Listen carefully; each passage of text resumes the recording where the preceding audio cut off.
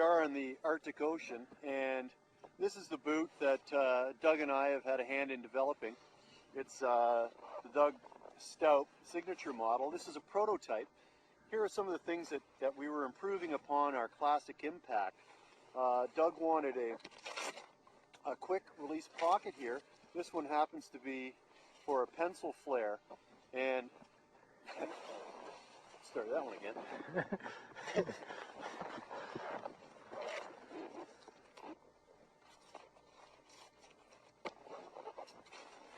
Okay.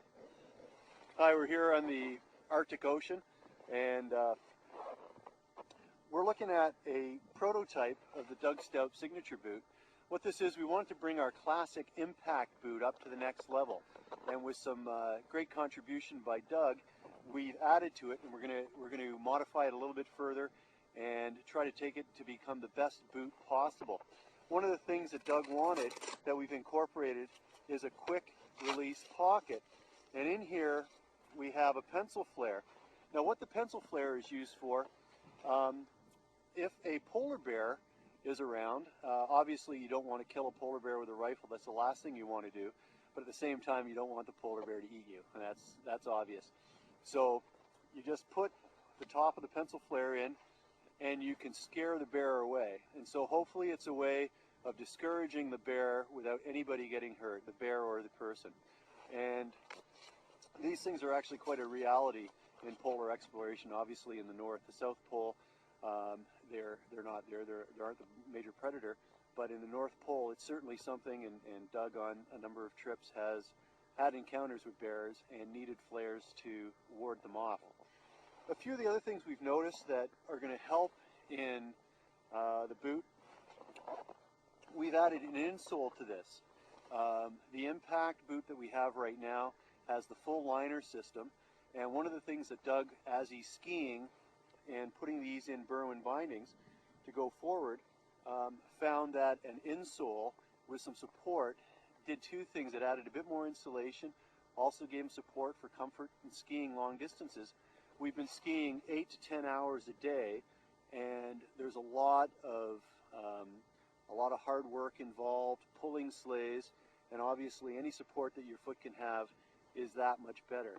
It's one thing standing out on the ice when you're doing something like oil work or oil field work, or you're doing scientific work where you're out in the cold and you can come back in. But when you're out all the time skiing in an active environment, there are certain things we can do to the boot to improve it.